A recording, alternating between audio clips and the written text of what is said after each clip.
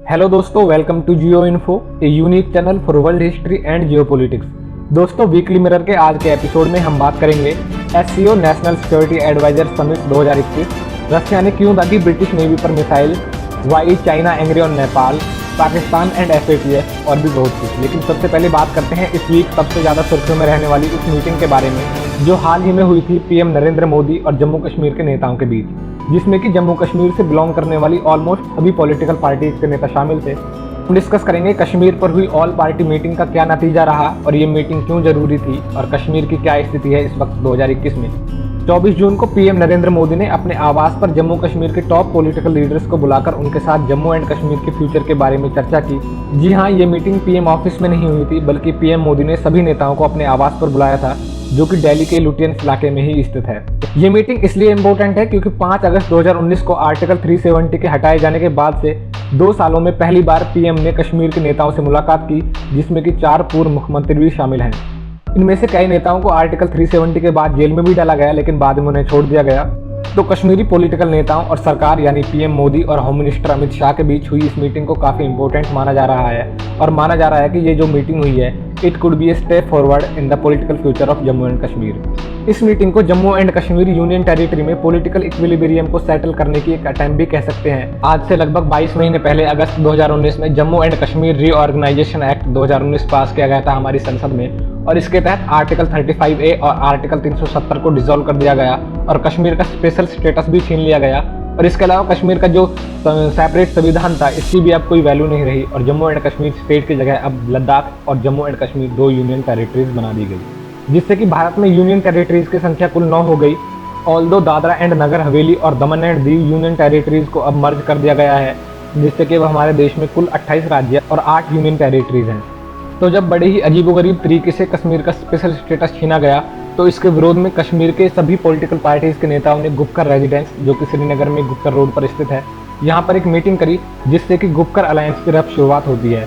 और अक्टूबर 2020 में ये पार्टीज ऑफिशियली पीएजीडी यानी people's alliance for Gupkar declaration form करती हैं। इसके बाद दिसंबर 2020 में जम्मू कश्मीर में होने वाले लोकल इलेक्शन, जिन्हें डिस्ट्रिक्ट डेवलपमेंट काउंसिल यानी डीडीसी भी कहा जाता है, इन इलेक्शंस में गुपकर अलायंस के पार्टीज ने एक साथ मिलकर चुनाव लड़ा और इन्होंने यहाँ पर काफ़ी अच्छा परफॉर्म किया। और गुपकर अलायंस की इतनी तगड़ी जीत से ये भी काफ़ी हद तक क्लियर हो गया कि जम्मू कश्मीर के लोग 5 अगस्त 2019 के सरकार के फैसले से खुश नहीं हैं। और इसके बाद ही सरकार ने इन सभी पार्टीज को बातचीत करने के लिए इन्वाइट किया और अब आकर 24 जून को ये मीटिंग हो पाई। जम्मू कश्मीर के नेताओं के साथ करीब 3 घंटे तक चली बातचीत के बाद पीएम मोदी ने कहा कि परिसीमन यानी डिलिमिटेशन तेज गति से होना चाहिए ताकि चुनाव हो सके। पीएम मोदी ने एक ट्वीट में कहा, हमारी प्राथमिकता जम्मू कश्मीर में जमीनी स्तर पर लोकतंत्र को मजबूत करना है। डिलिमिटेशन तेज होना चाहिए जिससे चुनाव हो सके और जम्मू कश्मीर को एक चुनी हुई सरकार मिले जो जम्मू कश्मीर के विकास के पथ को ताकत देती हो। डिलिमिटेशन होता है किसी भी क्षेत्र की सीमाओं को तय करना और डिलिमिटेशन यानी परिसीमन से यहाँ तात्पर्य है जम्मू कश्मीर की असेंबली सीट्स की सीमाओं को तय करना कि कौन सा एरिया किस विधानसभा क्षेत्र में आएगा। बैठक के बाद जहां कई लोगों द्वारा जम्मू कश्मीर के राज्य की मांग उठाई गई थी, केंद्रीय मंत्री अमित शाह ने कहा कि परिसीमन अभ्यास और शांतिपूर्ण चुनाव इसे बहाल करने में महत्वपूर्ण मील के पत्थर हैं। शाह ने ट्वीट किया, हम जम्मू कश्मीर के ऑलराउंड डेवलपमेंट को सुनिश्चित करने के लिए प्रतिबद्ध हैं। के बाद पत्रकारों से बात करते हुए कांग्रेस नेता गुलाम नबी आज़ाद ने कहा कि हमने सरकार के सामने 5 मांगे रखी हैं, जो हैं राज्य का दर्जा देना, लोकतंत्र को बहाल करने के लिए विधानसभा चुनाव कराना, जम्मू कश्मीर में कश्मीरी पंडितों का पुनर्वास करना यानी उन्हें वापस वहां बसाना, सभी राजनीतिक बंदियों की रिहाई और अधिवास नियमों पर संशोधन। वहीं पीडीपी मुखिया महबूबा मुफ्ती के अनुसार जम्मू कश्मीर के लोगों ने 5 अगस्त 2019 के बाद बहुत सारी परेशानियां झेली हैं।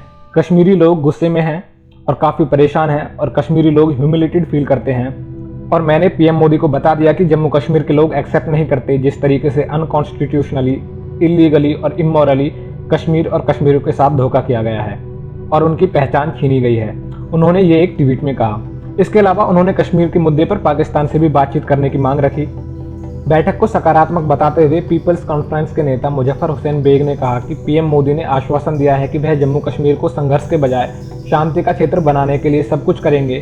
सभी नेताओं ने राज्य के दर्जे की मांग की, जिस पर पीएम ने कहा, पहले परिसीमन प्रक्रिया समाप्त होनी चाहिए और फिर अन्य मुद्दे पर ध्यान दिया जाएगा।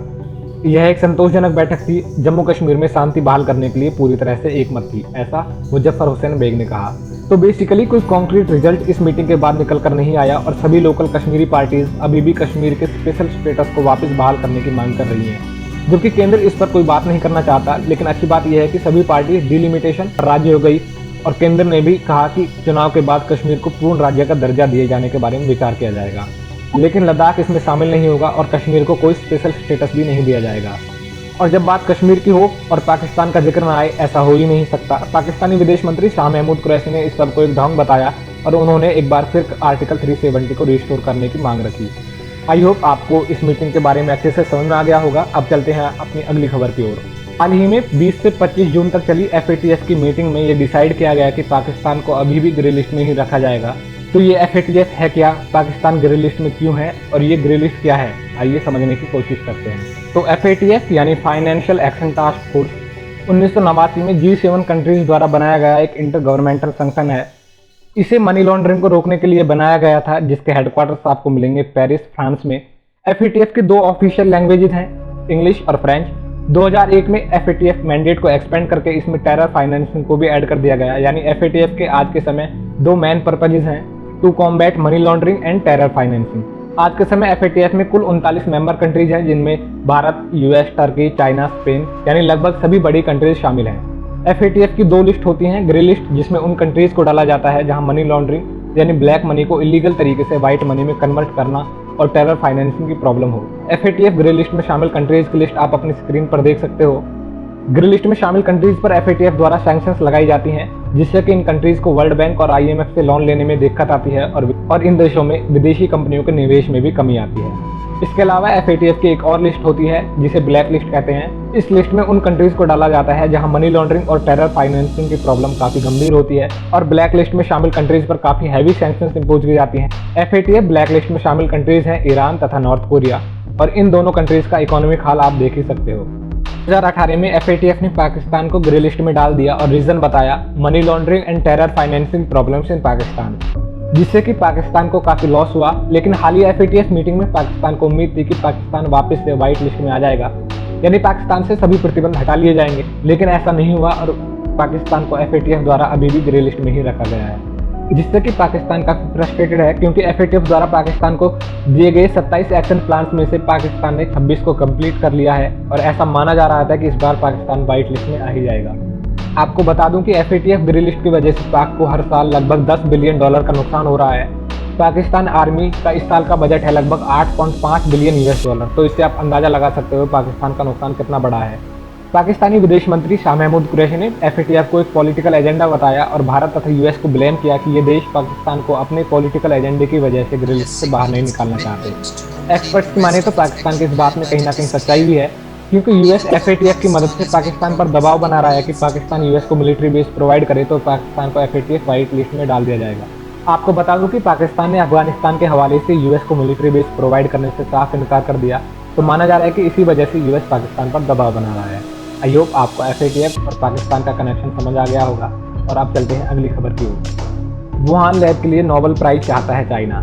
ये काफ़ी अजीब और फनी बात है कि वो ही वुहान लैब जहाँ से माना जा रहा है कि कोरोना की शुरुआत हुई, जिससे लगभग 4 मिलियन लोग अभी तक मारे जा चुके हैं और करोड़ों अरबों लोगों की जिंदगियों पर इससे काफ़ी नेगेटिव असर पड़ा, चाइना उस वुहान लैब के लिए नोबेल प्राइज की मांग कर रहा है। चाइना इस मामले में काफ़ी सीरियस है और चाइना ने हाल ही में वुहान लैब साइंटिस्ट को अपने देश में सबसे बड़े अवार्ड से सम्मानित भी किया।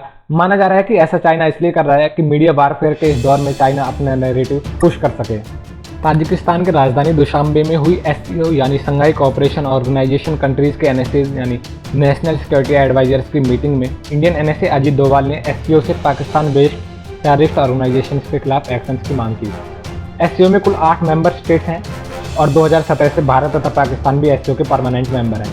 अजीत डोभाल की बात पर सभी कंट्रीज के NSAs ने सहमति जताई, जिसमें कि पाकिस्तान के NSA मोईद यूसुफ भी शामिल थे। इजरायली PM ने हाल ही में बयान दिया है कि इजराइल को ईरान पर अटैक करना ही होगा। ऐसा माना जा रहा है कि जो बाइडेन जल्द ही ईरान न्यूक्लियर डील को वापस रिस्टोर कर देंगे और ईरान से सभी प्रतिबंधों को हटा लिया जाएगा, लेकिन इजराइल इसके कड़े विरोध में है। इजराइल के अनुसार सैंक्शन हटने की वजह से ईरान के पास काफी पैसा आ जाएगा और Iran Chupke Chupke nuclear programme पर भी काम तेज कर देगा। और अगर एक बार ईरान न्यूक्लियर पावर्ड कंट्री बन गया तो कोई भी प्रतिबंध किसी भी काम का नहीं रह जाएगा और वो ही होगा जो भारत तथा पाकिस्तान के साथ हुआ था, यानी कुछ समय बाद इवेंचुअली सैंक्शंस को रिमूव करना ही पड़ेगा। और न्यूक्लियर पावर्ड ईरान इसराइल के लिए सबसे बड़ा खतरा है, क्योंकि ईरानी supreme leader Ali Khamenei Israel के बारे में कहते हैं कि इसराइल एक कैंसर की तरह है जिसे हमें जल्द से जल्द खत्म करना ही होगा। तो इसीलिए इजरायली पीएम नेफ्ताली बेनेट ने कहा कि हमें यानी इसराइल को ईरान पे अटैक करना ही होगा, इससे पहले कि ईरान न्यूक्लियर बम बनाने में सफल हो जाए। चाइना आज के समय काफ़ी गुस्सा है नेपाल पे, क्योंकि नेपाल की किसी संस्था ने चाइना से नेपाल को मिलने वाली वैक्सीन के रेट पब्लिक कर दिए। इससे चाइना गुस्सा इसलिए है क्योंकि चाइना नेपाल, पाकिस्तान और अन्य देशों को वैक्सीन की एक डोज के कॉस्ट करता है $10, जबकि श्रीलंका से चाइना एक डोज के कॉस्ट करता है $15। अभी तक चाइना की वैक्सीन के रेट किसी भी देश ने पब्लिक नहीं करे थे, लेकिन नेपाल की एक गलती की वजह से चाइना की दोहरी नीतियों का पर्दाफाश हो गया और चाइना इससे काफ़ी एम्बेरस्ड भी है और नेपाल पे एंग्री भी। अब कुछ खबरें फटाफट। ईरान को हालिया इलेक्शन में मिले हैं नए प्रेसिडेंट, जिनका नाम है इब्राहिम रईसी। इब्राहिम रईसी कौन है और कैसी राय रखते हैं, एक अलग डिटेल वीडियो हमारे दूसरे चैनल पर अपलोडेड है, आप चाहे तो वो वीडियो देख सकते हैं, लिंक आपको डिस्क्रिप्शन में मिल जाएगा। Treat Pakistan like you treat India, ये बोला है पाकिस्तानी पीएम इमरान खान ने यूएसए को।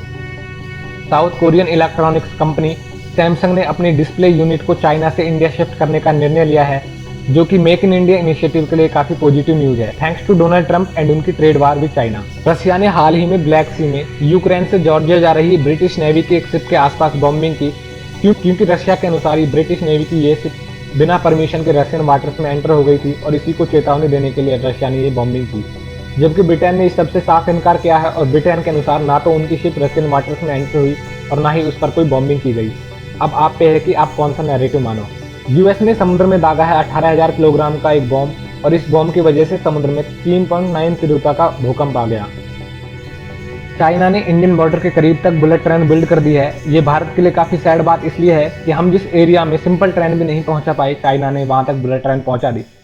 इससे डेफिनेटली चाइना को इंडिया पर एज हासिल होता है और युद्ध जैसी किसी भी स्थिति में अपने फौजियों को मूव कर पाना चाइना के लिए काफ़ी आसान होगा। आपको बता दूं कि 2020 तक चाइना के बुलेट ट्रेन नेटवर्क की कुल लंबाई है 37,900 किलोमीटर और जो कि दुनिया के कुल हाई स्पीड रेलवे नेटवर्क का लगभग 50% है। रिवर फ्लोड इन हरियाणा टिल 15th सेंचुरी, ऐसा दावा किया गया है कुरुक्षेत्र यूनिवर्सिटी की एक स्टडी में। आपको बता दूं कि हिंदी ग्रंथों में गंगा, यमुना तथा सरस्वती का कई बार जिक्र मिलता है, जिनमें कि सरस्वती नदी अब विलुप्त हो चुके हैं। ट्विटर और इंडियन गवर्नमेंट के बीच दूरियां खत्म होने का नाम ही नहीं ले रही हैं। ट्विटर ने हाल ही में इंडियन आईटी मिनिस्टर रविशंकर प्रसाद का ट्विटर अकाउंट 1 घंटे के लिए ब्लॉक कर दिया। ऐसे कयास लगाए जा रहे हैं कि भारत सरकार राम सेतु को नेशनल मॉन्यूमेंट डिक्लेयर करने जा रही है। Chinese soldiers can't fight in mountain, ये स्टेटमेंट दी है इंडियन सीडीएस यानी chief of defence staff Vipin Rawat ने। हाल ही में जम्मू एयरबेस पर 2 छोटे ड्रोन से हवाई हमला हुआ। आईएएफ यानी इंडियन एयरफोर्स के अनुसार किसी के हताहत होने की कोई खबर नहीं है और ये अटैक काफी छोटे स्केल पर था। हमले का रिस्पॉन्सिबल कौन है, इसकी खोज अभी भी जारी है, लेकिन ये काफी चिंताजनक बात है कि आईएएफ स्टेशन के मेन कंपाउंड के पास यह हमला हो जाता है और किसी को कोई भनक भी नहीं लगती। Israel become first country to use aerial laser weapon, यह दावा किया है इजरायली डिफेंस फोर्सेज ने। Nepal created yoga not India, ये बोला है नेपाली पीएम केपी ओली ने। ये स्टेटमेंट काफी अजीब है, क्योंकि अगर नेपाली पीएम ये कहते कि yoga originated in south Asia not India तो भी तुक लगती थी, लेकिन केपी ओली ने एक ही झटके ओ भाई मारो मुझे, मारो मुझे मारो। आज के एपिसोड में इतना ही। बाकी अगर वीडियो में कुछ भी अच्छा लगा हो तो वीडियो को लाइक करें, शेयर करें और चैनल को सब्सक्राइब करके बेल आइकन को प्रेस करना ना भूलें। और अगर किसी बात से सहमत नहीं है तो कमेंट करके जरूर बताएं। अभी के लिए इजाजत दें। Thank you for listening and God bless you all.